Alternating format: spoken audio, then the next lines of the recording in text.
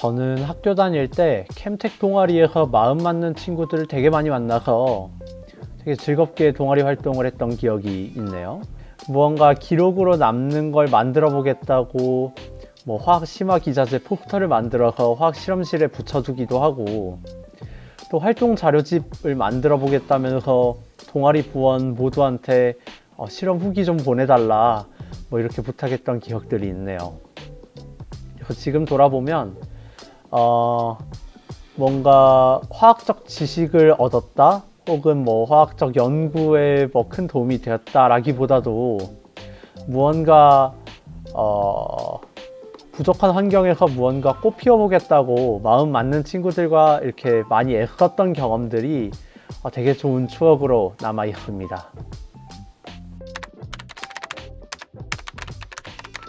저는 고등학교 다닐 때 동기들보다 1살 어리고 기초도 거의 안 잡혀 있어서 무척이나 힘들게 생활했던 기억이 나네요.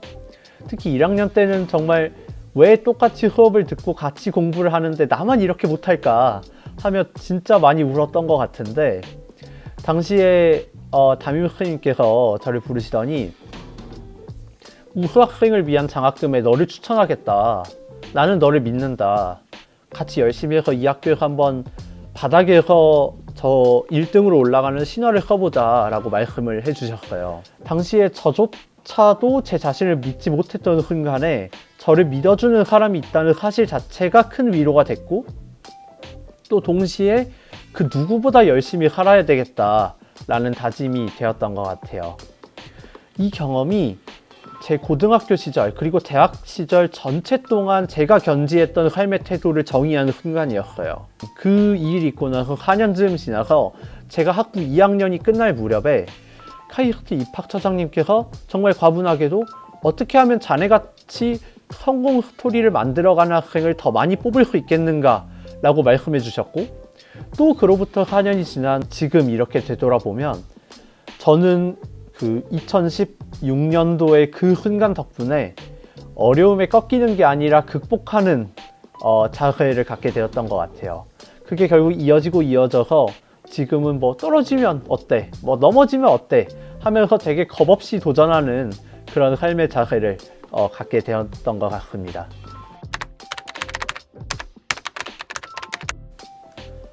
저학년 때는 무언가 학점 관리의 개념보다도 대학에서 새로 배우는 것들이 되게 재밌고 신나서 그렇게 즐겁게 공부했던 기억이 납니다. 1학년 때도 전공 과목을 되게 많이 신청해서 들었어요.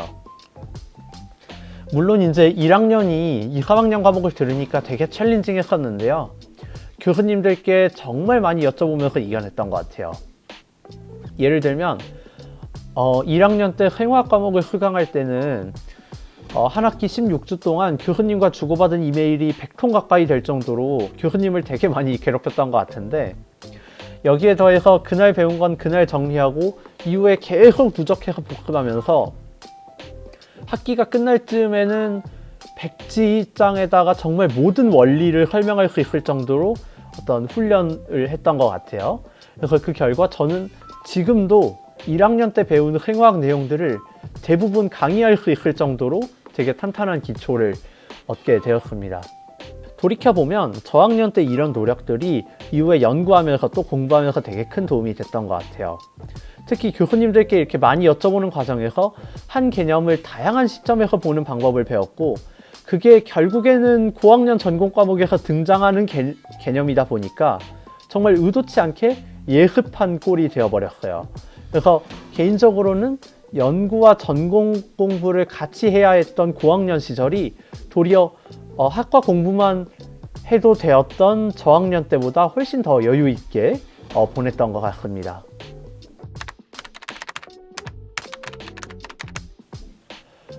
MGH 인턴십 프로그램은 여름 기간 동안 MGH 웨어만 센터 포 포토메디슨에서 연구 경험을 쌓는 프로그램입니다. 그래서 저는 당시에 디스플레이용 발광 소자 연구를 하고 있던 때여가지고 그나마 연관이 있는 광학적 이산화탄소 센서 프로젝트에 지원했어요. 운 좋게 직전 학기에 전공 과목에서 봤던 블라커 폴리머를 도입하는 아이디어를 가지고 교수님께서 당신의 오랜 꿈이라고 하셨던 스트레처블 옵토케미컬 카본 다이옥사이드 센서를 구현해내는 되게 좋은 성과를 거두기도 했고요. 그래서 연구적으로는 기존 광학적 센서의 문제점을 찾아서 이후에 제 첫 논문으로 이어지는 그런 경험이 됐고, 연구 외적으로는 두 가지 큰 울림이 있었던 것 같아요. 먼저 당시에 MCH 연구실에서 진행하는 프로젝트 팀 미팅에 들어가 볼 기회가 있었는데, 한 박사님께서 이 논문에서 내가 한 거는 제 분석을 도와준 것밖에 없는데 내가 논문 공저자의 이름을 올리는 게 온당치 않다면서 도리어 교수님께 이 프로젝트를 주도한 다른 학생이 더 많은 어떤 크레딧을 가져야 된다 라고 정말 1시간 가까이를 교수님을 설득하셨었어요. 두 번째로, 교수님과 학생들이 어떻게 하면 임팩트 팩터 높은 저널에 논문을 낼까가 아니라 어느 저널에 내면 이 연구가 꼭 필요한 사람에게 닿을 수 있을까로 토론하고 있었던 점이었어요. 그래서 이 두 가지가 이때까지 꽤 다른 방향이 있었던 제 생각과 되게 상반된 것이었어가지고 참 스스로 부끄러웠던 동시에 좋은 연구자가 되려면 어떻게 해야 되느냐, 그러니까 좋은 연구자의 어떤 자질 중 하나를 배울 수 있는 그런 기회가 되었던 것 같습니다.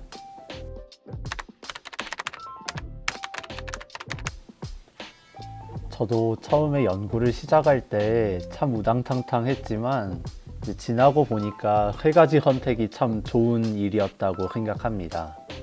먼저 첫 번째로는 떨어지면 될 때까지 계속 시도해봤다는 겁니다. 이제 사실 카이스트 포탈이나 학과 홈페이지 등 여러 곳에서 참 많은 기회들이 주어지는데, 주변에서 친구들은 지원했다 떨어지면 어떡하지 하면서 아예 시도조차 하지 않는 경우가 되게 많았어요. 근데 사실 생각해보면 떨어진다고 아무 일도 일어나지 않거든요. 그래서 저는 학부 다니면서 3자릿수의 지원서를 써서 냈고 그 중에 많은 게 실패했어요. 근데 학생일 때 떨어지고 실패하는 게 정말 아무렇지도 않다는 거를 되게 빨리 깨달은 케이스였고, 그게 지금 돌아봐도 참 잘한 일이라고 생각합니다.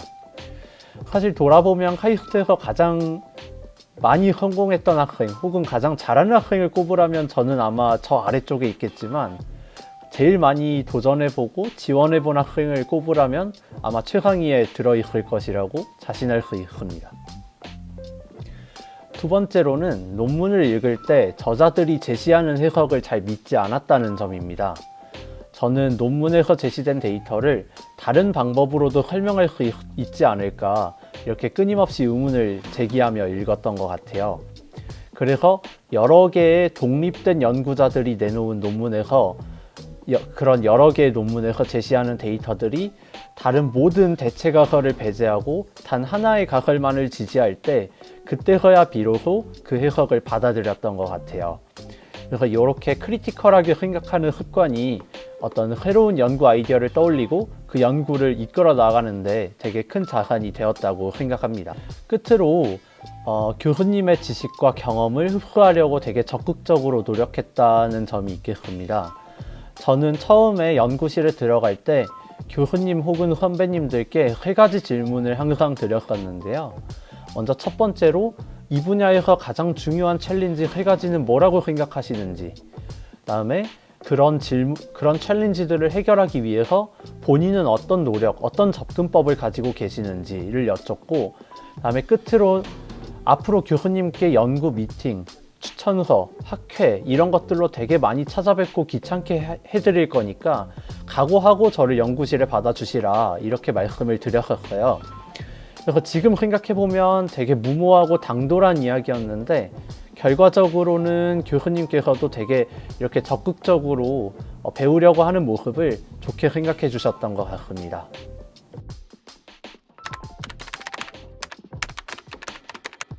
개인적으로 연구를 꾸준히 즐겁게 할 수 있었던 가장 중요한 팩터는 규칙적인 생활이었던 것 같아요. 저는 매일 12시에 자고 7시에 일어나서 8시 반부터 공부를 시작했어요. 심지어 점심도 로메인 샐러드, 닭구이, 바질 페스토 파스타, 약간의 과일 이렇게 매일매일 똑같이 먹을 정도로 정말 단조롭다고 할 수 있을 정도의 규칙적인 생활을 유지하는 편이에요. 그래서 이렇게 좀 철저하게 루틴화된 생활 속에서 새로운 연구나 기존 문제를 해결할 수 있는 아이디어가 되게 많이 떠오르고, 또 그게 어떤 후기의 성과를 거둘 때 짜릿함이 연구를 지속하는 원동력이 되는 것 같아요.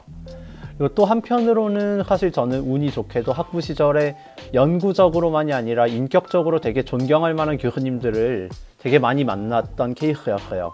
그래서 저희 지도 교수님께서 보여주신 과학을 대하는 자세를 항상 따라하려고 노력했고, 그 결과 제 지도 교수님들처럼 어떤 과학의 프로세스를 온전히 즐기는 방법을 조금이나마 알게 되는 것 같습니다. 사실 새내기 시절에는 새로운 시작이 무척이나 설레서 무언가 유학을 꼭 가야 되겠다 이렇게 했던 건 아니었어요. 다만 저는 고등학교 때 성적이 되게 낮아서 하고 싶은 것들을 못했던 경험들이 되게 많았어요. 그래서 대학 때는 그럴 일이 없도록 해야 되겠다라고 생각하면서 대학에 입학했던 것 같아요. 그래서 저학년 때 되게 열심히 공부를 했었고, 그 결과 2학년 마칠 즈음에는 되게 다양한 삶의 선택지들이 제 앞에 있었던 것 같은데, 그래서 당시에는 저는 공부를 더 하고 싶다라는 욕심이 무척 강해서 결국엔 유학이라는 길을 선택하게 됐던 것 같아요. 그래서 저는 유학을 가야 되겠다라는 생각 자체는 꽤 일찍 시작한 편이었어요. 다만 3학년 때까지도 되게 막연한 그냥 생각이었지 뭔가 디테일한 로드맵이 있고 이렇게 준비를 했던 케이스는 아니었어요. 그래서 결론적으로 저는 한 4학년 시작할 때부터 실질적으로 유학을 준비했던 케이스였어요. 그런데 선배님들의 말씀을 많이 들어보면 유학 준비에 필요한 것들이 되게 많으니까 일찍 준비하라는 말이 되게 어떤 정설처럼 받아들여지는 것 같아요. 이제 물론 유학 준비에 필요한 게 많은 거, 그리고 그걸 짧은 시간 안에 학업과 연구와 병행하기가 되게 힘들다라는 건 분명한 사실이지만, 저는 유학 로드맵은 개별 연구, URP 이런 연구 경험을 쌓아보고 수립하는 게 훨씬 좋다고 생각해요. 그러니까 기본적으로 대학원 유학이라는 거는 박사과정이 가진 4에서 5년 정도의 기회비용에 더해서 낯선 환경이라는 또 다른 불확실성이 더해진 거라서 본인이 앞으로 이렇게 긴 시간 동안 생경한 환경에서 즐겁게 연구할 수 있는지에 대한 검증이 필요한 것 같아요.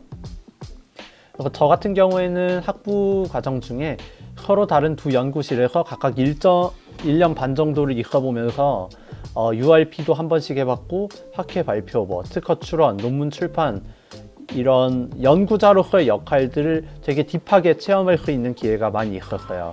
그래서 이렇게 3년에 걸쳐서 과연 내가 이 일을 정말로 오랫동안 4, 5년이라는 기회비용을 들여서 할 수 있는지를 고심했고, 그 결과 어플라이해서 지금은 이렇게 해외 대학원에 나와 있습니다.